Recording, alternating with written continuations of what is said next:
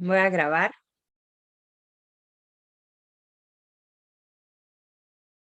Y voy a compartir pantalla. Entonces, pues sí, estas acepciones de observación, espacio, tiempo, presente.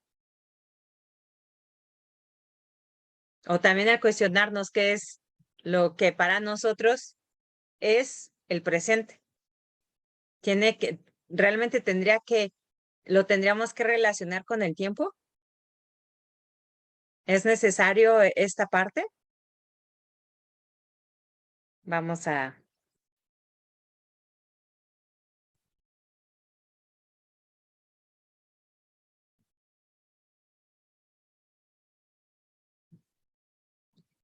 compartir pantalla.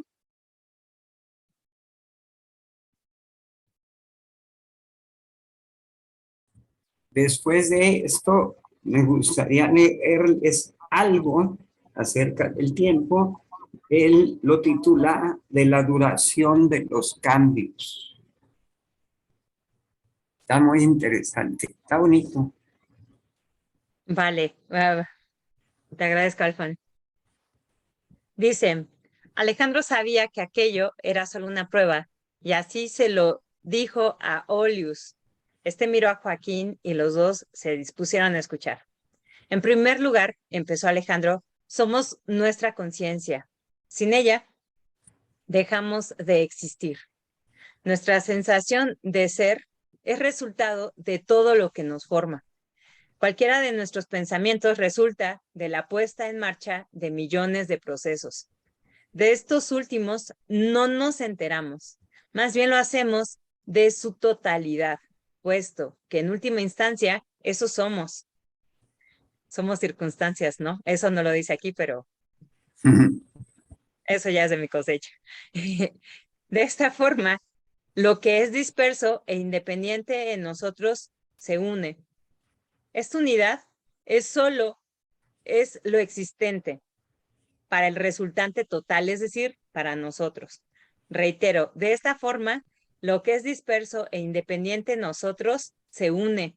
Esta unidad es lo existente para el resultante total, es decir, para nosotros. Nosotros, desde la perspectiva de nuestras células, seríamos un conglomerado gigantesco de partes intercomunicadas. Nada podría saber esa célula de nuestra unidad. Nosotros, desde la perspectiva de una de nuestras moléculas, seríamos un infinito en el tiempo y espacio. Ni siquiera de la unidad de una célula, la molécula podría saber. Nosotros, desde la perspectiva del más pequeño entre los constituyentes del mundo físico, seríamos el absoluto. Ni siquiera de la unidad de una molécula sabría. Desde nosotros somos, pues todo lo que nos constituye y nuestra conciencia es este todo. Además, la diferencia de tamaño, también el tiempo nos separa de una célula, una molécula o una partícula elemental. La duración del presente es para esta última infinitesimal, tanto como su vida media. Para la molécula, en cambio, el tiempo es más lento. De una célula a nosotros, la duración del tiempo se multiplica en forma astronómica. Lo que para nosotros es un segundo, para una célula es una eternidad. De la misma forma que para nosotros es una eternidad. Lo que para el sistema solar es un segundo. Y lo que para el sistema solar es una eternidad, para una galaxia es un segundo. Pero interrumpió Joaquín. Una galaxia no tiene conciencia. Veámoslo desde este punto de vista, contestó Alejandro.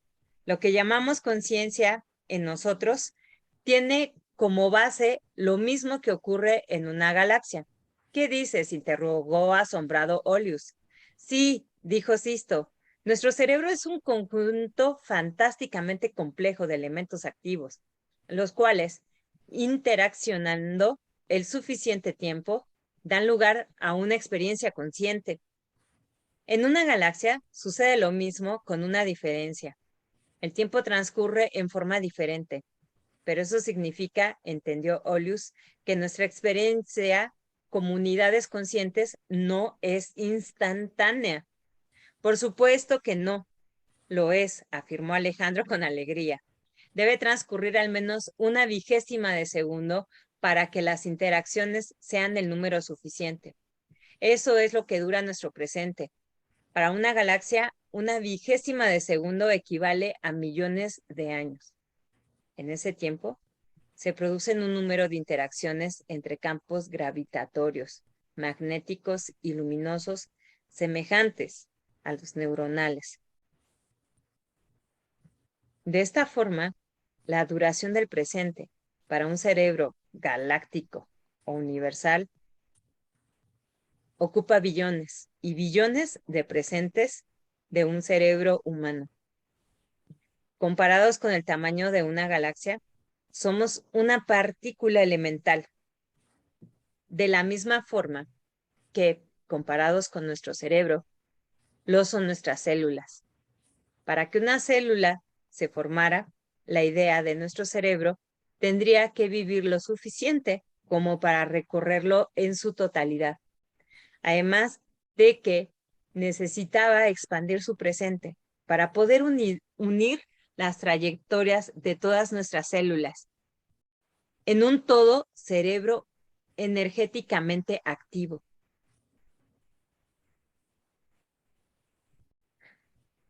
Cuando vemos una estrella, somos una célula que ve un conjunto de puntos separados y estáticos. Si nuestro presente durara lo mismo que para una galaxia, veríamos trayectorias de estrellas, huellas iridiscentes de su paso por el universo. Todas estas huellas las percibiríamos formando un cerebro unido e integrado. ¿Como el nuestro? Preguntó Joaquín. Como el nuestro multiplicado hasta el infinito en complejidad, dijo Alejandro.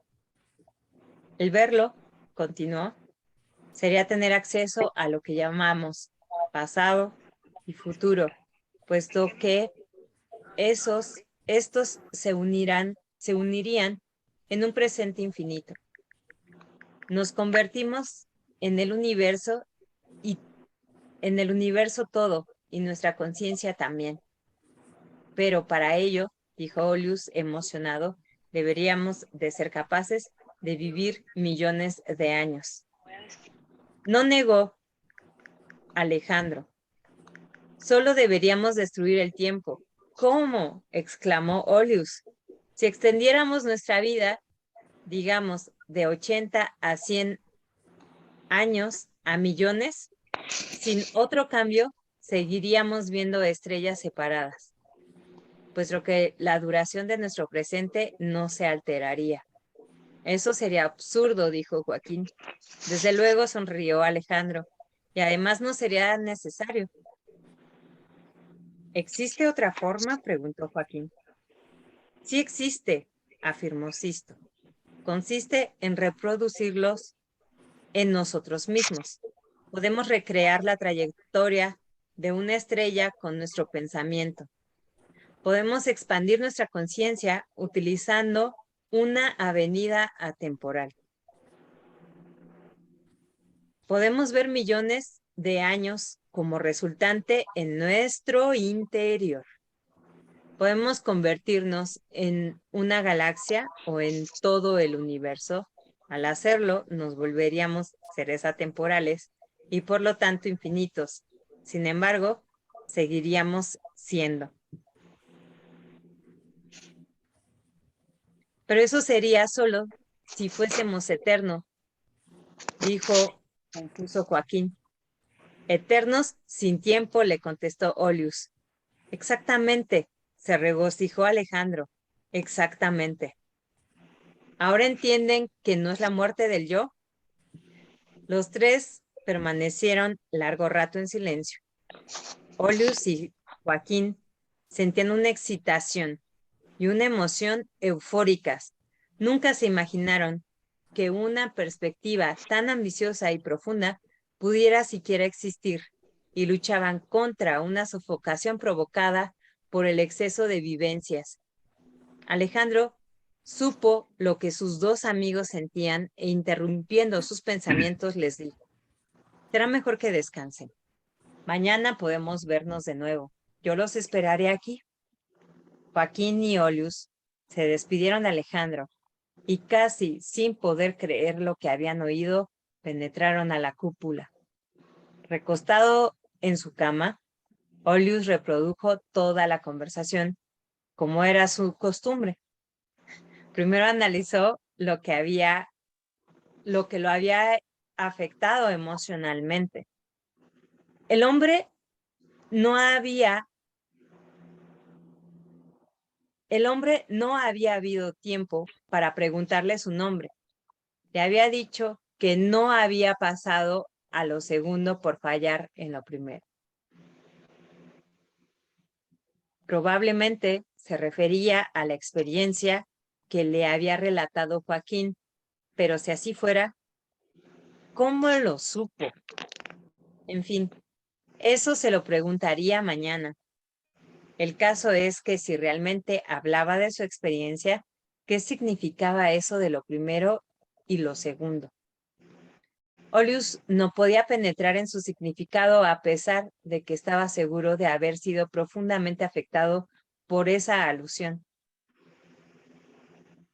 Le pregunté si sabía, y él me contestó que no era la muerte del yo. En verdad que sí sabía, pues en la experiencia que tuve, esa era una sensación de miedo. Cuando vi aquella luz lejana, sentí que de seguirla moriría. Igual me pasó al adivinar la presencia de la serpiente. O sea que lo primero era la victoria sobre la muerte. Mi reacción fue de huida y eso hizo que no pasara lo segundo. ¿Segundo?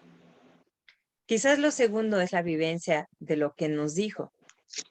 Entiendo muy bien su razonamiento y me parece lógico, pero no lo he vivido. Casi a punto de dormirme, Olius se dio cuenta de que no había peligro al salir. Estúpido de mí, se dijo alegremente. Si él vive afuera, no hay peligro. Además se rió. Yo también estuve afuera. Joaquín soñaba aquella noche con una galaxia. La veía brillante y con todo un cuerpo de mujer. Los brazos estaban llenos de estrellas y los muslos majestuosos flotaban en medio de un silencio sobrenatural. Me llama la atención porque Jacobo constantemente menciona los muslos de las mujeres. Insiste, insiste. Sí. De pronto algo comenzó a hablar. Joaquín buscó entre todos los trazos estelares una boca y despertó. Olius estaba junto a él y le decía que se vistiera para ir a ver al hombre. Los encontraron en el mismo sitio que ayer. Parecía reposado y tranquilo. Se saludaron y Olius le preguntó su nombre. Durante varios minutos permanecieron en silencio hasta que Olius planteó la pregunta que no había podido resolver. ¿Qué es lo primero y qué es lo segundo? Alejandro sonrió y después cortó una delgada pajilla del suelo. Tomándola entre el pulgar y el índice, dejó que el viento la doblara suavemente. Después interrogó a Olius. ¿Ves el efecto? Olius permaneció pensativo en un momento y después miró dubitativo a Sisto. Este último señaló con voz grave y con voz grave dijo: el último encuentro es con la existencia como tal. Ello es posible solamente cuando existe una aceptación y confianza totales. ¿Confianza en qué, Olius?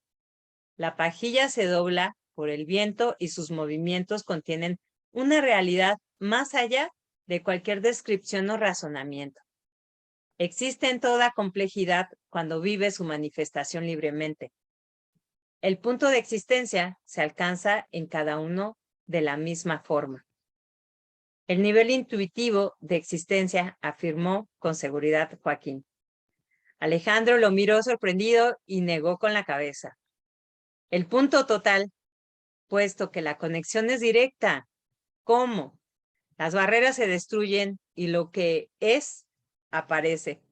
Su existencia se acepta en toda su complejidad cuando se le acepta. Olius y Joaquín estaban desconcertados y miraban a Sisto, extrañado de sus palabras. Alejandro se puso de pie y los invitó a caminar con él.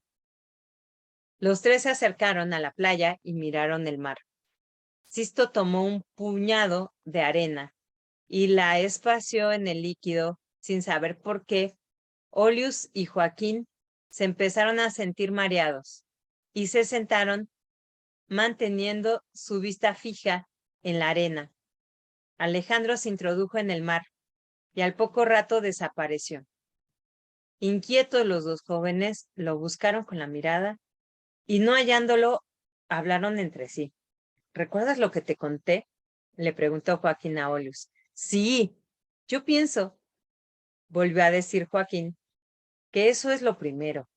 ¿A qué te refieres? Le preguntó curioso Olius. El saber que somos los creadores. Y lo segundo, supongo que empezar a hacerlo. Sin embargo, dijo Olius, la decisión es difícil. Supone un conocimiento total. Y este solo se alcanza. No sé cómo se alcanza. Yo también quisiera saberlo, confesó Joaquín.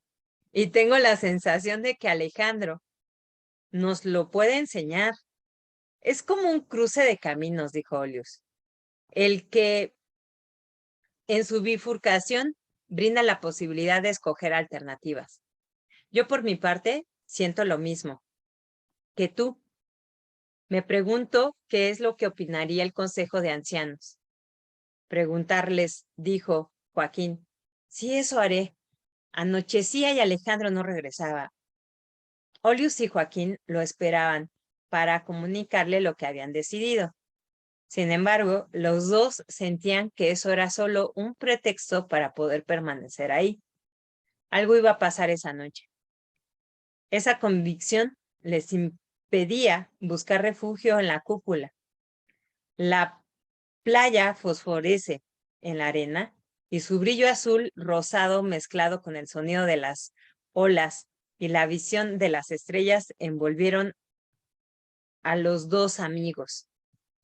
Casi sin respirar, voltearon a ver la cúpula, recordando que su resplandor esférico ocultaba la vida y pensamientos de miles de gente.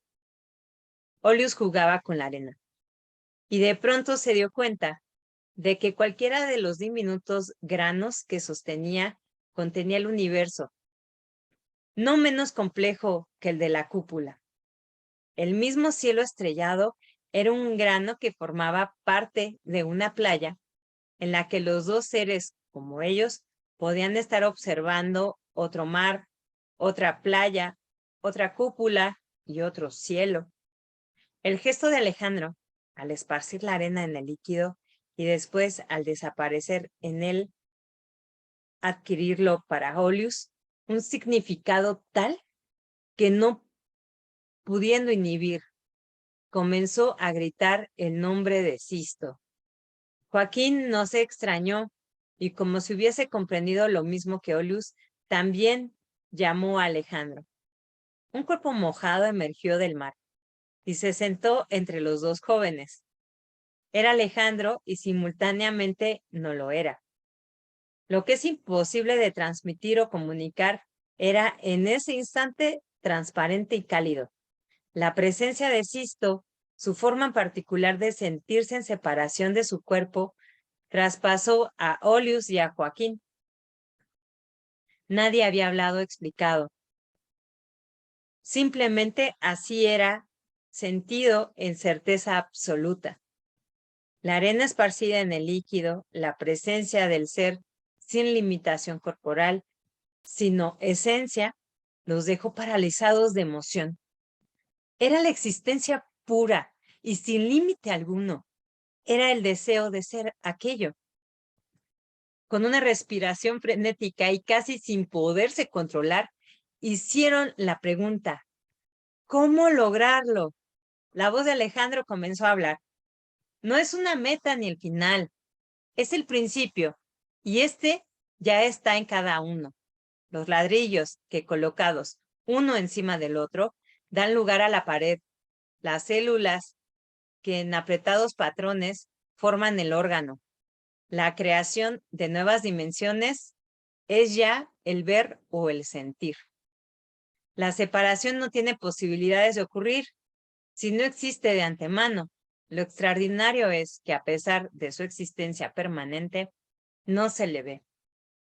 Basta pensar que se piensa, ver que se ve o sentir que se siente para demostrarlo. Por lo tanto, no es de enseñar a crearlo, lo que desean ustedes, sino a inhibirlo. Más adelante les contaré cómo sucedió en mí. Por ahora, recuerden lo que han decidido y piensen cómo transmitir el mismo deseo al resto de la comunidad. Joaquín y Olius se despidieron de Alejandro y en el camino a la cúpula agradecieron su suerte y saborearon la perspectiva que les había mostrado. Para Olius, la petición de Alejandro reforzaba la necesidad de convocar al Consejo de Ancianos, utilizando para comunicar la buena nueva al resto de la comunidad. También esa noche, Olius reprodujo los sucesos del día y soñó con praderas, ríos y mañanas plateadas del sol. Al día siguiente, volvieron a reunirse los tres. Olius les trazó su plan. Convocaría al consejo y después ofrecería la dirección del Centro de Estudios Metafísicos a Sisto. Desde ahí, este podía extender su llamado. Sin embargo, era necesario comunicar al consejo en forma concreta lo que se esperaba lograr. De la posibilidad que lo entendieran dependía todo el resto. Alejandro meditó y habló de nuevo. La resultante total de nuestra actividad neuronal no tiene límite alguno. ¿Cómo dices?, exclamó Olius. Quiero decir que además de ser la base de nuestra conciencia, se difunde en forma de campos energéticos a través del espacio. Sucede con nosotros lo mismo que con una galaxia.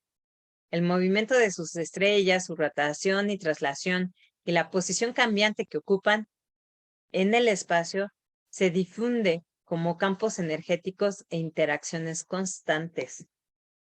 Cuando un cerebro se libera de ataduras y de conceptos limitantes, incrementa su sensibilidad en un grado tal que no solo se ve afectado por otros campos, sino que lo que detecta e incorpora en su unidad consciente. Esto multiplica en miles de veces la capacidad y alcance de la conciencia. Así, alguien que entienda que puede recorrer la historia y los pensamientos de su especie, además de recibir información externa, su propia estructura está preparada y programada para realizar este portento. Pero más que esto, puede entender al universo en todas sus entidades. En este segundo caso, la estructura cerebral no está preparada. Es necesario una labor de aprendizaje extraordinariamente compleja para lograrlo. ¿Aprendizaje?, exclamó Joaquín. Alejandro les describió sus imágenes, les relató las enseñanzas que vivió y sus experiencias con el árbol, el pájaro y el insecto en sus campos interactuantes. Les confieso, les dijo Alejandro, que es demasiado para un solo hombre, la perspectiva para todos. Es el conocimiento total. Ve, Olius, y díselo al consejo. En este camino todos debemos cooperar.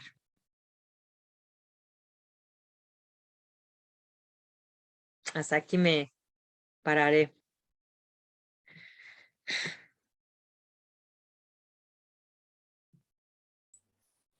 aquí con esto que se leyó, yo busqué algo en el libro de la construcción de la realidad y se refiere en este libro a la duración de los cambios. Y dice, refiriéndose al tiempo que tarda en hacerse un cambio en nosotros, en nuestro cerebro. Y dice, acostumbramos pensar que un cambio en una persona tarda mucho en efectuarse, que siempre es parcial y solo es relacionado con alguna área restringida de la llamada personalidad. Nada hay más falso. El proceso de cambio está completamente separado y es ajeno a la dimensión temporal. El cambio solo se da cuando está ocurriendo y ese ocurrir es siempre en el ahora. Por ello, ni dura mucho ni dura poco. Simplemente no reconoce tiempo.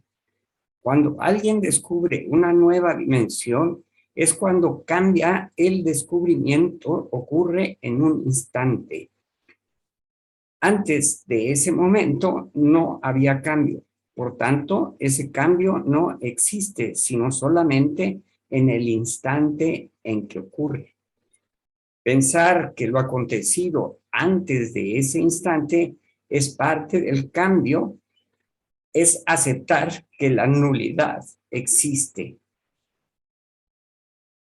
En cierto cuento del género ciencia ficción, se relata acerca de un gran inventor que descubre la máquina del tiempo después de haber cometido un asesinato. Se le ocurre que la mejor manera de evitar el castigo de la justicia es remontarse al pasado. Al hacerlo, vive de nuevo toda su vida hasta el momento en que comete el asesinato e inventa la máquina del tiempo. De nuevo, se le ocurre que su salvación es remontarse al pasado. Al hacerlo, vuelve a vivir su vida hasta cometer el homicidio, inventar la máquina del tiempo y remontarse al pasado. Todo este círculo continúa hasta el infinito y por todos los tiempos. La situación que antecede al cambio es semejante a este círculo infinito, es decir, a la nada. Por tanto, no existe. Cuando ocurre el cambio, no es ni parcial ni restringido. Más bien, es una renovación total y absoluta, donde todo se modifica y nada de lo anterior permanece. Quizá por esa razón resulta tan difícil cambiar. Existe un deseo intenso en el sentido de que todo permanezca igual. Se teme a la modificación porque se sabe que será total. La persona que cambia viaja a través de un gradiente en el que las primeras modificaciones ocurren en intervalos cortos y son relativamente sencillas. Después, los cambios se van espaciando y cada vez son más profundos y totales. Llega un momento en el que el cambio solo puede significar una renovación total y absoluta. Está interesante porque nosotros no cambiamos, no es tan fácil, simplemente incrementamos lo que hemos vivido y se va modificando. Y al gradiente que se refiere es a la velocidad con que va uno,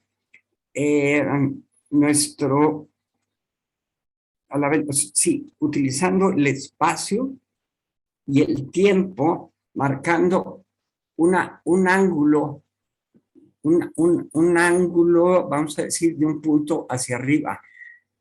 Conforme se van incrementando estas vivencias, las vamos aumentando.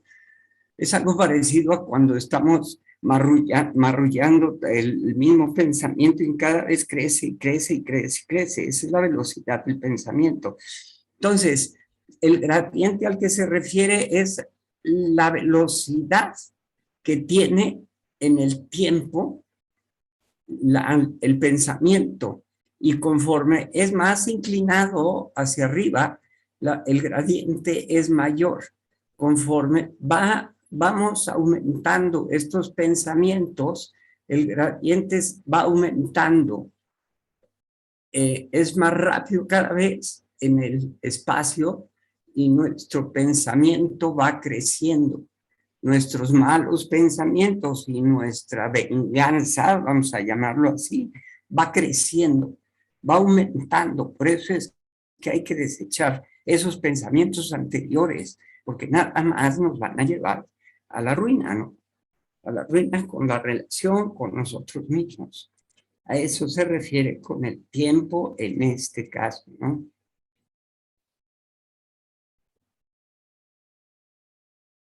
No sé si quedó claro, o más o menos claro, o de plano no quedó. Yo creo que más o menos claro. Yo creo que se me va a hacer como atinado subir este video al YouTube y que todos podamos darnos la oportunidad de poder ver esta grabación. No sé si inclusive como tomarnos todo el día, a lo mejor que mañana no haya sesión y que vean esta sesión, porque hay muchas cosas que son de relevancia respecto a lo que tú acabas de leer, Alfon. Me llamó mucho la atención esta parte que habla acerca de la personalidad y de los pensamientos. Y hay varios puntos que llegó a mencionar respecto al presente en este capítulo, lo último que leímos respecto al tiempo. Cómo lo es para las galaxias, quizás cómo lo es para nuestras células, y esta sugerencia que hace de ir de vivir de una manera temporal y la relación que hace con si es que te tienes darle muerte al yo.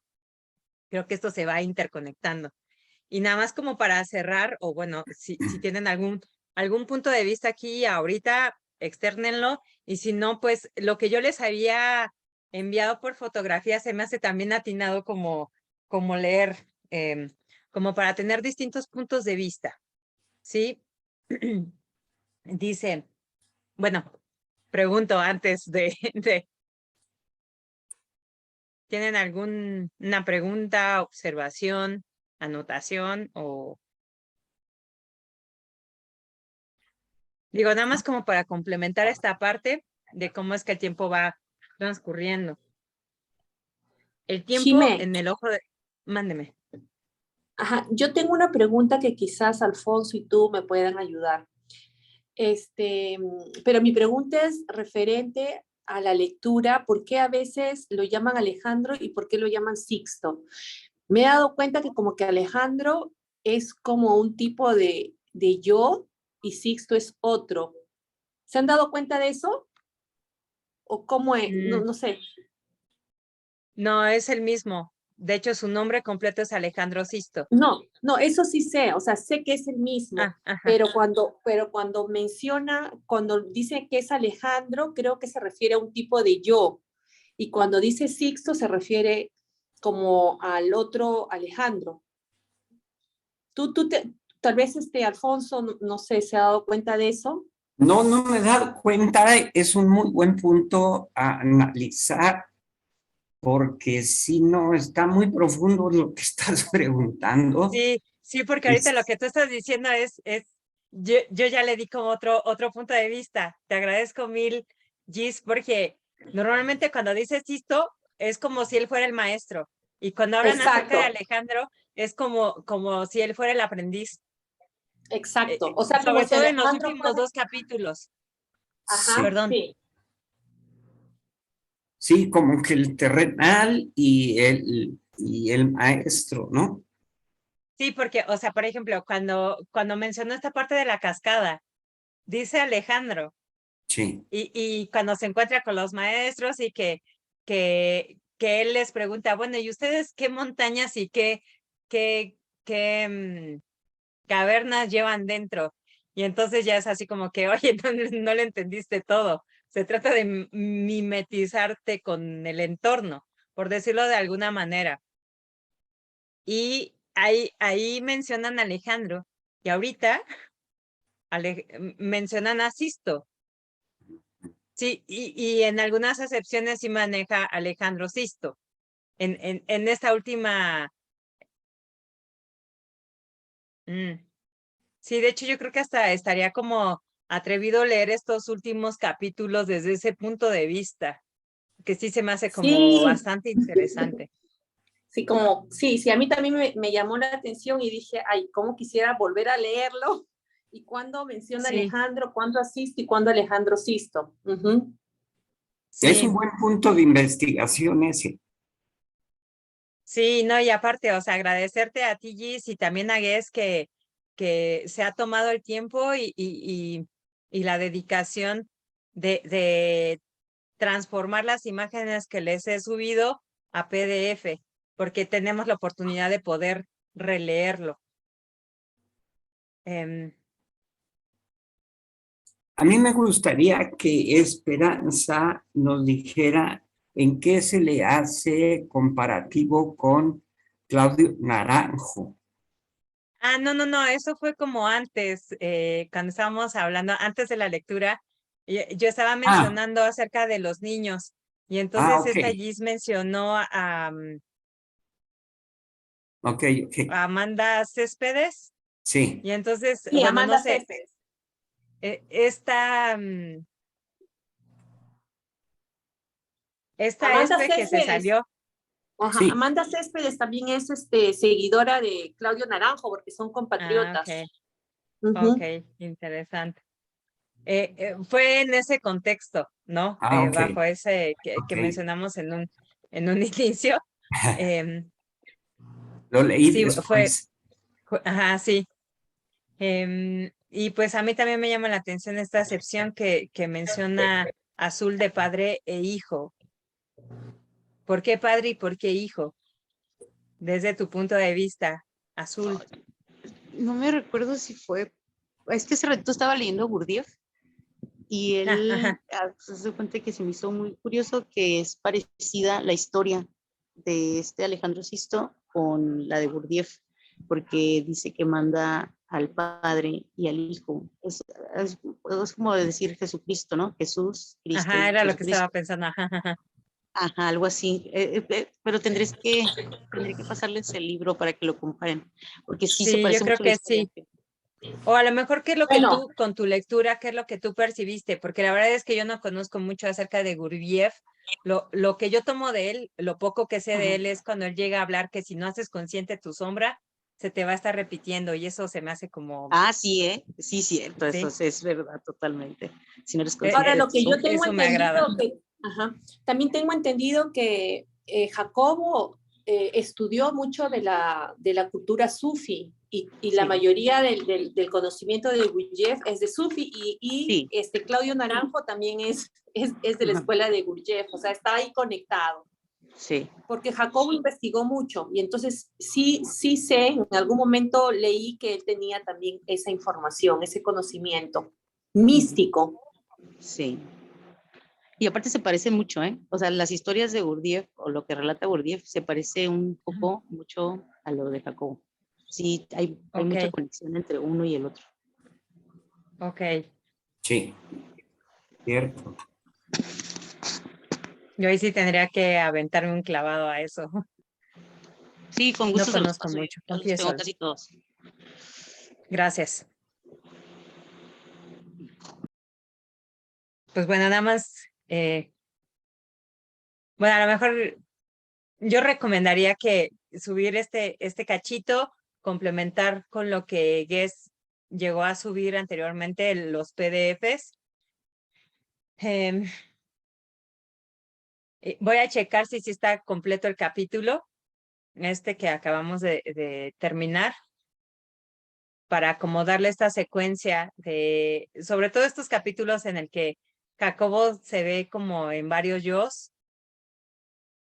Voy a buscar el capítulo también en el que habla de las dimensiones. pero ahí habla desde otro punto de vista y habla de unos pueblos. Habla de la primera, segunda, tercera y cuarta dimensión. Y pues sí, a lo mejor dejarlo suspendido, a lo mejor unos días y nada más que nos conectemos nada más para hacer la meditación como para procesar toda esta información.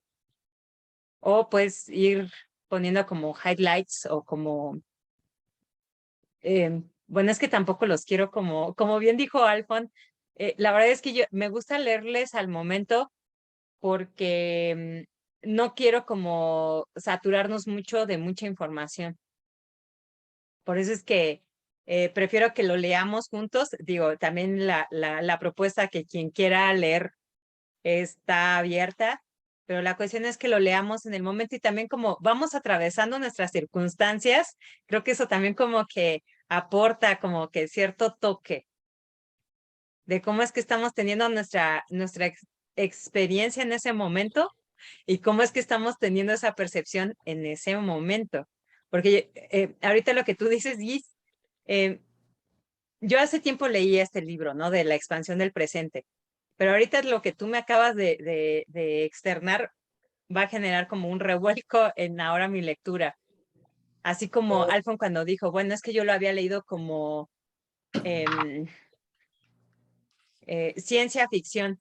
Y es que, bueno, aquí yo debo de hacer la excepción porque uno de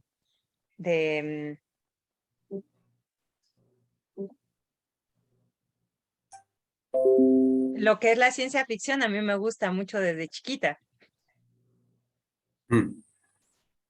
¿no? O sea, el leer Viaje al centro de la Tierra, por ejemplo, Uf, a mí padrísimo. me causaba mucha curiosidad. Y pues a lo mejor cómo vamos atravesando como ciertas percepciones, circunstancias, porque para mí cuando yo lo leí era como parte de realidad, ¿no? Viaje al centro de la Tierra, órale, o sea, cuando eres niño como que fantaseas más. Entonces para mí como que la ciencia ficción es como que, ay, sí, hay algo de realidad ahí, ¿no? Mi acepción va desde ahí, ¿no? No lo creo como tanto como una fantasía. Sí, sí compro parte de la idea. Yo la vi en película cuando estaba bien chirris y me encantó Viaje al centro de la Tierra. Me quedé con esa todavía y es más, todavía me acuerdo de ella con mucho gusto. Se me hizo estupenda la película. Bueno, pues eso, ¿no? Y cómo nos vamos como nutriendo. Ahorita Azul que sacó a Guriev, me da, yo no conozco mucho de Guriev, les soy sincera. Entonces, pues sí estaría como padre como el nutrir esos puntos de vista.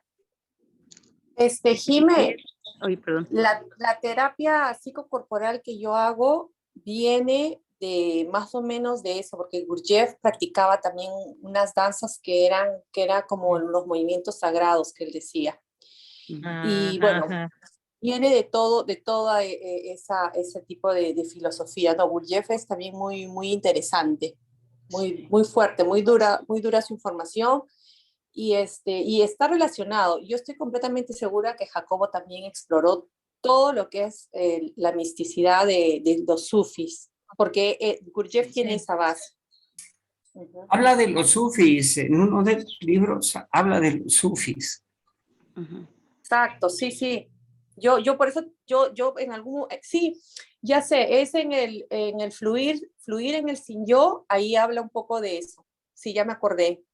Ahí lo leí, tal vez en otro libro también lo menciona, pero ahí tiene, habla creo que de los niveles de la conciencia según diferentes tipos de punto de filosofías. Habla de la cábala y también habla de los sufis.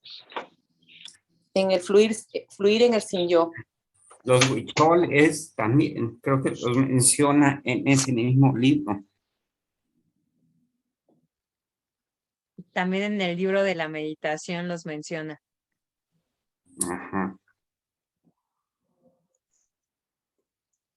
Pero bueno, sí, gracias por aportar esto, Azul, porque inclusive también sería como echar un breve clavado a esta filosofía, a la filosofía sufí. Conozco muy De poco, hecho, ayer la verdad. el señor Alfon me hizo un comentario bien curioso, se me hizo bien curioso porque rápidamente me acordé de Gurdjieff y lo busqué y, y es así, lo dijo casi exactamente igual, sobre la muerte. De hecho, se los iba a grabar en audio, pero me dio pena, me dio un poco No, de tú pena, échale. así que no se los envié, pero si me permites te lo digo así rapidín, de rapidín, porque sí es bien Sí, curioso que lo había dicho así. Y venga. No sé si se acuerda, ayer dijo, ok,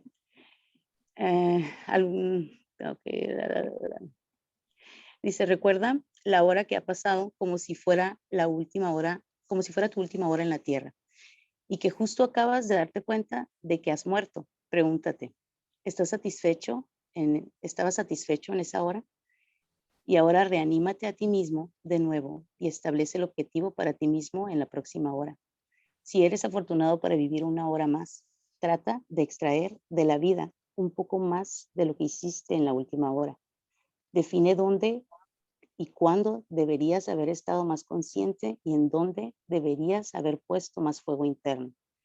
Y ahora abre más tus ojos, y con esto me refiero a abrirte más posibilidades. Sea un poco más valiente de lo que fuiste en la última hora, ya que sabes que es tu última hora y que no tienes nada que perder. Intenta ganar más valentía, por lo menos ahora. Desde luego no tienes que hacer tonterías. Luego, espérame.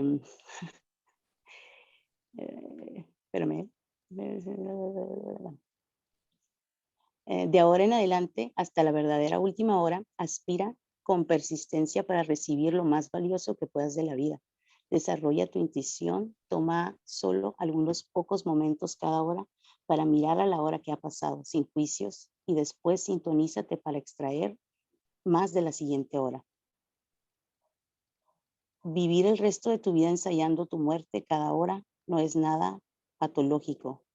Nadie recibe más de la vida que el paciente con cáncer, que sabe aproximadamente cuándo morirá.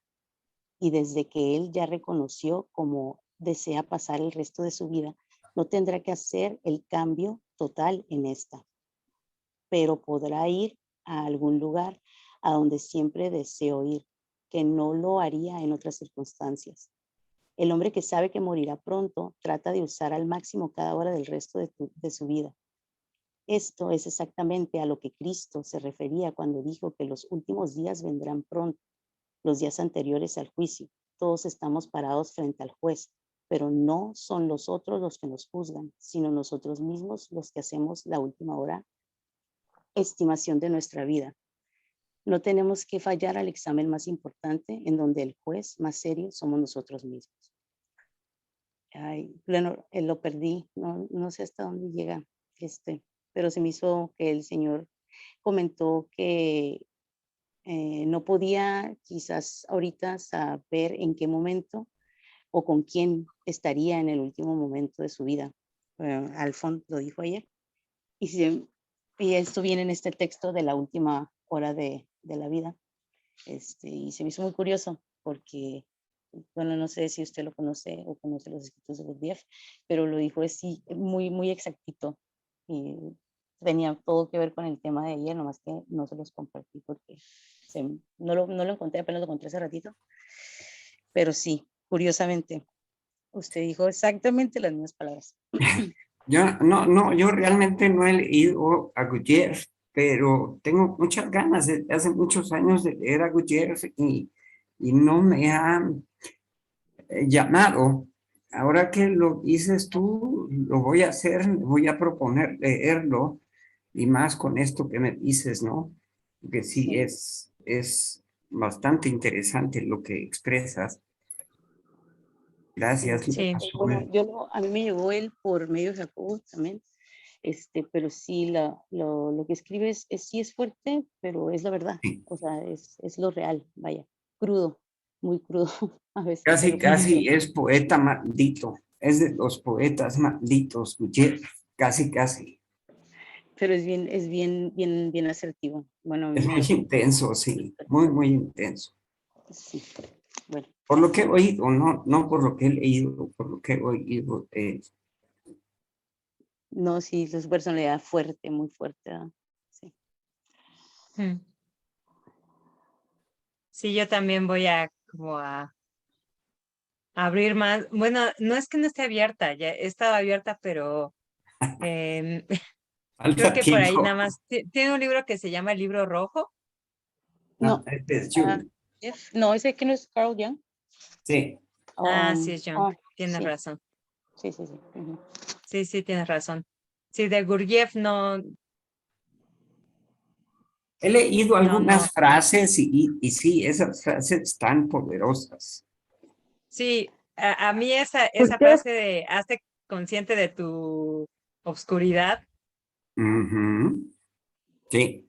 Gurdjieff Lo que pasa es que, desarrolló, perdón, meto la perdón, cucharada un segundito. Lo que pasa es que de Gurdjieff, por ejemplo, la cosmología de él es tan enrevesada que uno dice, ¿y eso para qué nos sirve? Unas cosas como tan rebuscadas respecto de su cosmología que uno dice, es un libro completo de él del todo y todas las cosas que va en 3 partes y que además es larguísimo. Y la primera parte es algo así como el libro de Durantia, que tiene una cosmología tan rebuscada que yo no sé para dónde lleva eso, ni qué beneficios da eso. Entonces, Lo que pasa es que creo que él mismo te sugiere que si tú no tienes noción o conocimiento o que no lo vas entendiendo, que no lo leas como deberías de leerlo, que lo no leas entendí. salteado para poderlo entender. Y aparte siento que algo que comparten Jacobo y él es que hay que llevarlo, así como muchas teorías, a la vida real, ¿no?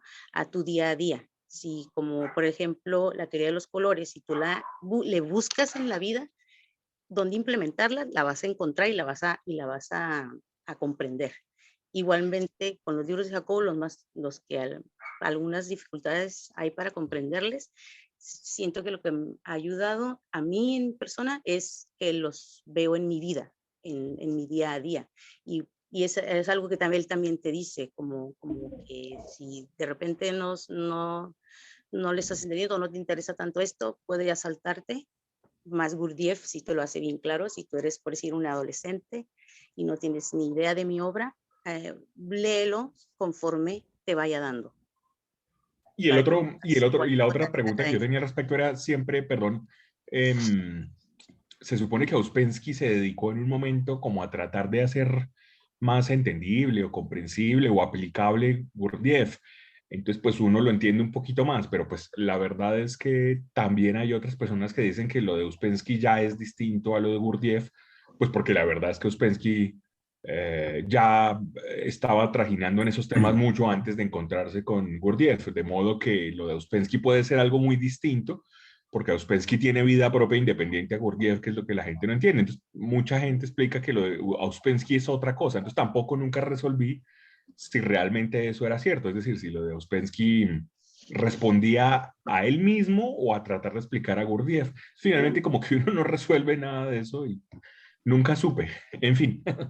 Sí, viene siendo así como la interpretación subjetiva de Gurdjieff. Entonces quedamos en Sí, un sí, es bueno, una... ¿no? Un buen o Sí, mal astrólogo o tarotista o a runista, ¿no? ajá, a sí viene Gurdjieff a se ser le como una conoce como, interpretación, sí viene a ser como una interpretación de Gurdjieff en tanto, obviamente Ouspensky de alguna manera lo entendió, entonces pues él trató de difundirlo, entiendo yo como él lo podía explicar en sus libros, pero no sé si finalmente, porque he oído a otras personas, a otros autores diciendo que ya lo de Ouspensky es distinto, es otra cosa, y sí, cuando uno mira a Ouspensky, él antes de Gurdjieff era ya muy importante, pero pues entonces no sabe uno resolver realmente de fondo eso. Y claro, la primera parte del libro completo de Gurdjieff es muy, ya no me acuerdo, son 3 partes, se llama El todo y todas las cosas, el libro principal de él, pero finalmente la primera parte es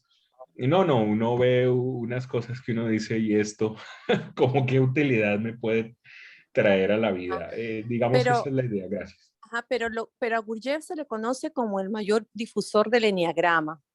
Y como el eneagrama se puede aplicar a distintos aspectos de la vida, entonces es muy complejo. Y Claudio Naranjo es el que recibió la información a través de un boliviano, si no me equivoco, la información del eneagrama, pero aplicada a la personalidad. Entonces, el eneagrama aplicado a la personalidad, ya desarrollado por Claudio Naranjo, es más específico. Es eso que se ve tan complejo en la información que da Gurdjieff. Pero es solo una de las aplicaciones que se puede dar, porque realmente se aplica en diferentes aspectos, ¿no? Eso lo que les quería comentar. Ujú. Excelente.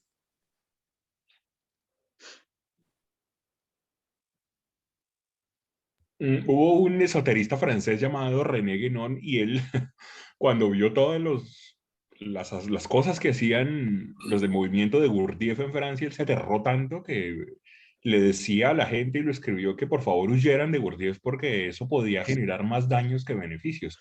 Claro, es la interpretación de él, pero pues René Guénon fue muy serio en tratar de entender lo que se estaba haciendo y no le vio sentido a eso. Entonces, pues también hay interpretaciones que uno dice son importantes y René Guénon fue importante porque fue hasta una de las fuentes de Mircea Eliade, que es uno de los teóricos de la religión comparada y de los sistemas místicos comparados, y eso es importante. Para René Guénon, para Mircea Eliade fue muy importante. Entonces, pues sí, queda toda esa duda y pues uno finalmente como que no resuelve nada. Lo que sí me gustó de Gurdjieff fue los movimientos, eso sí me gustó, porque eso sí tenía que ver con música y esos movimientos sagrados sí me parece que tenían un sentido, pero, pero el libro completo de Gurdjieff sí uno dice, no, en fin, gracias.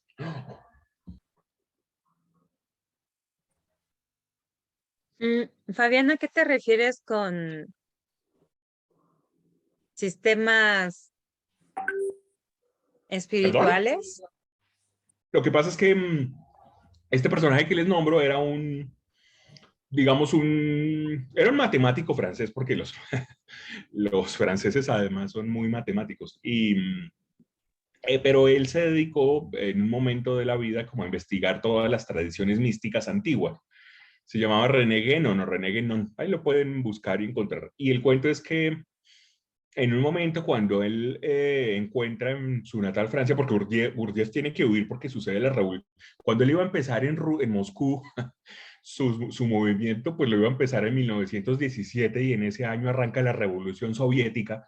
Entonces, pues como el primer régimen que no podía, que no iba a aceptar a Gurdjieff nada, pues obviamente era el comunismo. Entonces Gurdjieff empieza a coger hacia Europa Occidental y empieza digamos, como a desarrollar su movimiento ya en Francia. Entonces ahí es donde René Guénon, este que les estoy nombrando, eh, conoce el movimiento de Gurdjieff y él era muy serio. René Guénon es muy importante. De hecho, de la Advaita Vedanta también escribió él y cosas bien importantes, porque él le interesaba todas las tradiciones serias antiguas y cuando vio lo de Gurdjieff, él lo tomó muy en serio, pero él desde su conocimiento prevenía a la gente respecto de Gurdjieff en Francia, porque lo que le estaba haciendo, pues para él era un disparate y pues él lo sostenía, habría que ahondar en eso. Él también escribió sobre eso, pero entonces a mí me llamó la atención cómo él entendió a Gurdjieff de una manera tan, digamos, casi que nociva.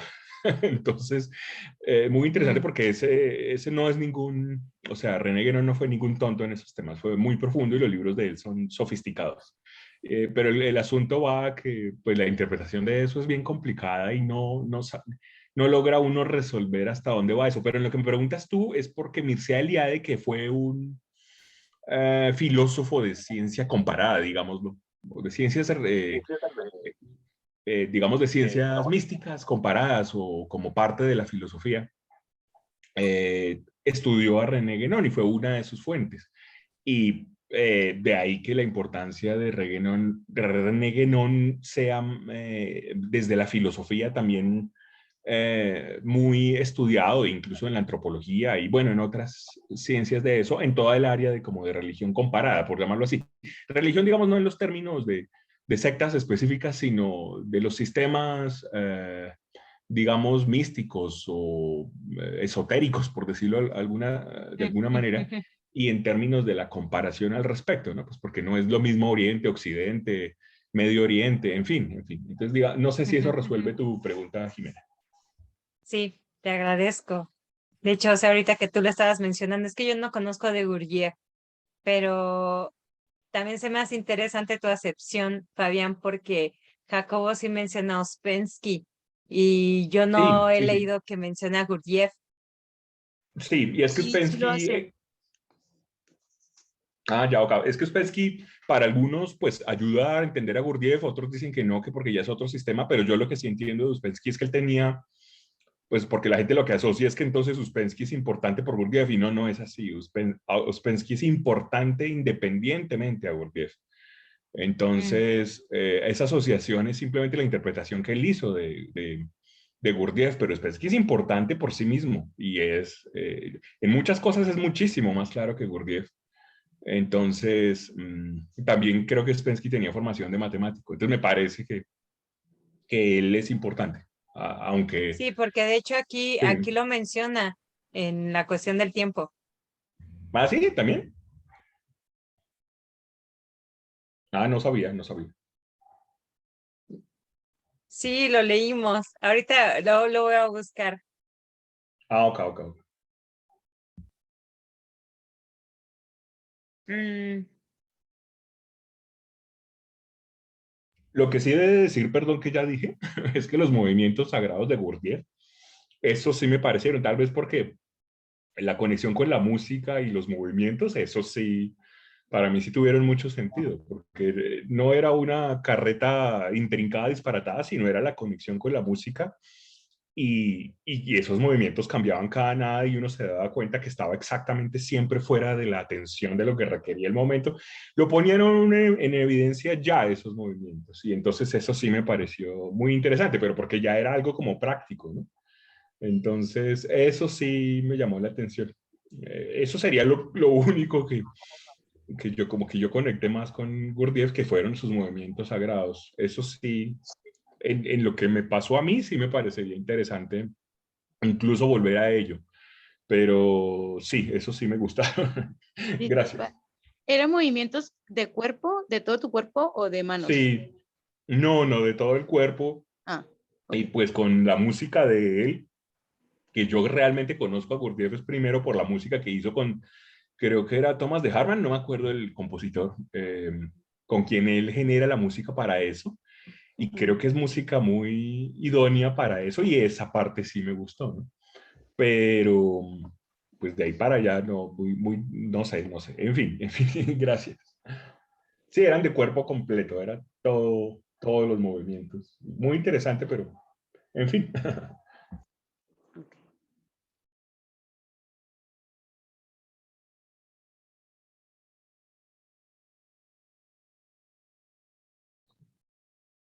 gracias, Fabián. Gracias, Azul.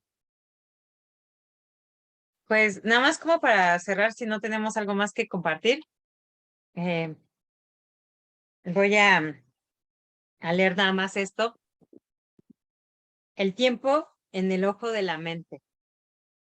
Una vez establecida la dirección psicológica del tiempo en relación con las flechas físicas, podemos ir más allá y reflexionar sobre nuestra sensación subjetiva del transcurso del tiempo. De la misma manera que nuestra mente recrea en un pequeño espacio, el que ocupa nuestro cerebro, una representación de un espacio real mucho mayor. También puede representar un breve instante, tanto el momento presente como la gran cantidad de información del pasado almacenada en nuestra propia memoria, que puede extenderse muchos años. Por supuesto, el proceso físico cerebral que da lugar a esa representación no dura muchos años, sino pequeñas fracciones de segundo. De esta manera, nuestra mente elabora en un corto intervalo una representación de un periodo mucho más largo, codificando el orden temporal de los sucesos, es decir, cuáles ocurren antes o después que otros. Imaginemos ahora que dividimos una película en fotogramas, los separamos, los mezclamos al azar y los juntamos de nuevo para formar otra película. Al visualizarla, nos daríamos cuenta inmediatamente de que no refleja una historia real, porque no se cumplen las leyes de la física que conocemos. Entre muchas situaciones extrañas, veríamos objetos que saltan en un instante entre posiciones alejadas, superando el límite de la velocidad de la luz, o efectos que preceden a sus causas. Pero, ¿qué ocurriría si nosotros fuésemos personajes de esa película? O, de manera equivalente, ¿qué deduciríamos si alguien mezclara de repente los instantes pasados y futuros del tiempo real en que habitamos? La respuesta es que no notaríamos nada raro y seguiríamos teniendo la sensación o la ilusión de que el tiempo transcurre en la misma dirección que antes, al mismo ritmo, con la misma suavidad. La razón es que cada uno de esos fotogramas, el contenido de la memoria de nuestros cerebros, seguirá siendo el mismo que antes de la mezcla, ya que ésta no modifica lo que existe en cada fotograma. En cada instante, nuestra imagen mental de la historia transcurrida hasta el momento sería la misma de siempre, según nos haría creer la información almacenada en nuestra memoria o en la de un dispositivo informático o en un libro. Así pues, si alguien estuviera usando los fotogramas de nuestra existencia como una baraja de cartas, no nos daríamos cuenta. En conclusión, existen en la naturaleza procesos físicos, en especial a escalas macroscópicas, cosmológicas, que siempre evolucionarán de la misma manera conforme crece la coordenada temporal y que por ello definen flechas del tiempo.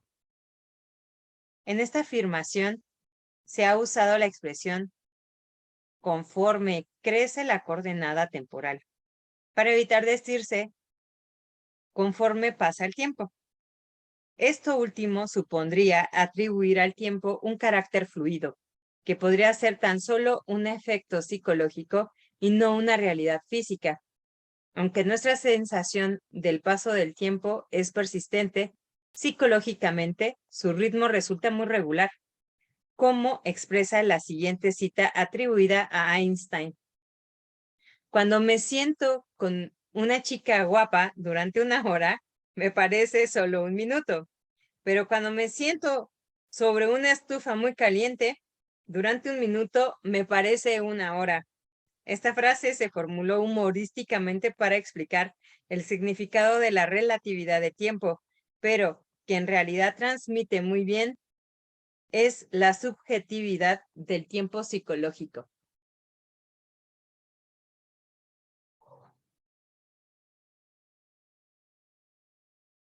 Entonces podríamos hacer inclusive, como bien menciona, la mezcla de las barajas. Échenme las cartas. Vamos a ver ahora qué nos depara el destino. Sí, está hablando del continuo que vemos como vida, como una película continua, pero realmente son pedazos de realidad que nosotros percibimos como continuo. El tiempo realmente son flashazos, como fotogramas de una película.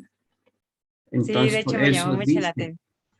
por eso dice lo que acabas de mencionar, Jimmy, de que pareciera que es algo continuo, que es y en realidad todo es estático, porque así lo percibe nuestro cerebro, ¿no? Sí, flashazos de realidad. Sí.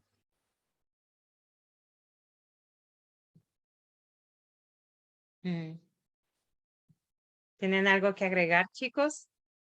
Me gustaría como quizás aquí hacer como ya una pausa, lo subo al grupo, o sea, lo subo al YouTube y del YouTube para que, bueno, no sé si ponerlo público o ponerlo nada más, o sea, privado como los otros,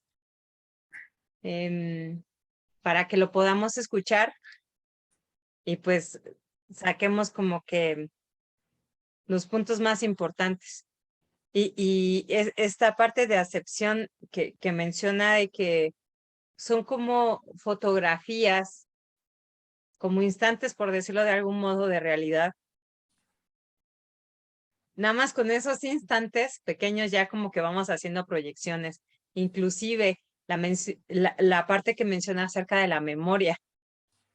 También nos tendríamos que echar otro clavado a la memoria, otro clavado al lenguaje, porque el lenguaje funciona a través de células espejo. Esa es otra cosa interesante. Pero la cuestión es cómo vamos haciendo este entretejido de nuestra, porque, o sea, voy a hacer esta acepción de nuestra realidad. ¿Por qué digo nuestra realidad? Porque nosotros somos los que estamos percibiendo. Quizás no, a lo mejor ya hasta ni tenemos personalidad y solamente somos circunstancias. Porque en ciertas circunstancias nos comportamos de una manera o nos comportamos de otra. Y entonces, bueno, aquí sería como poder observar todo esto.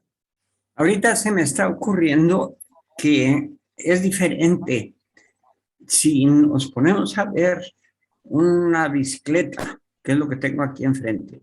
Una bicicleta, yo la estoy viendo desde ese punto de vista, pero tú lo estás viendo a 1 metro de distancia. Entonces, tu realidad es diferente a mi realidad. Tú le estás viendo por allá y dices, es que las ruedas ya están desgastadas, pero desde mi punto de vista te puedo decir, no es cierto. Yo las veo bien, porque le estoy viendo desde otro punto de vista. Entonces, aquí también entra lo de que tu realidad no es mi realidad, son dos realidades. Así es, por Está eso hago esa interesante acepción. eso. Sí, claro. Y sí está bien hecha. Entonces sí, o sea, también de las circunstancias que hemos vivido. Imagínate, si nada más con una simple vista ya es diferente, pues ahora las circunstancias es infinito la diferencia. Así es. Entonces, bueno,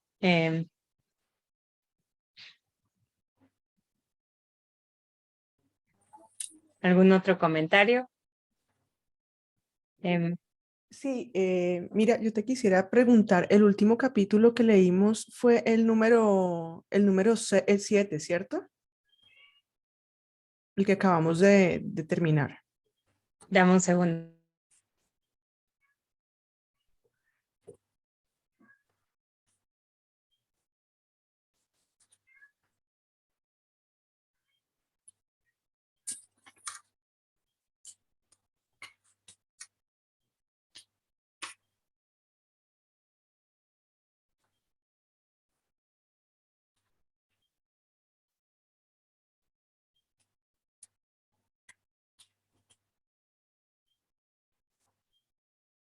El encuentro es el capítulo 7. Ok, porque ese, Jimena, es el que nos falta. Pues si nos puedes enviar las fotos, yo puedo hacer el PDF porque sí me gustaría releerlo.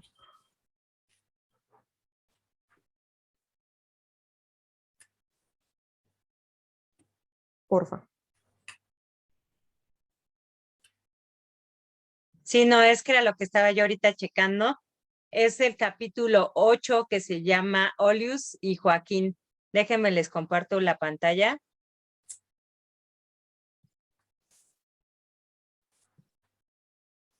Capítulo 8, Olius y Joaquín. Es este el capítulo. El que acabamos de terminar. Entonces, si puedes, porfa, me podrías enviar las fotos del séptimo Sí, y del octavo para poder hacer el PDF. Y cuando ya tenga todo, pues yo creería que podría ser uno completo para los que quieran leerlo todo de una. Y otra pregunta, ¿tienen canal en YouTube? Porque no sabía. Para poder sí, acceder a ciertos videos o retomar algunas de las, pues, de los encuentros, y hay apuntes que a veces se me escapan y quisiera como sí. tenerlos.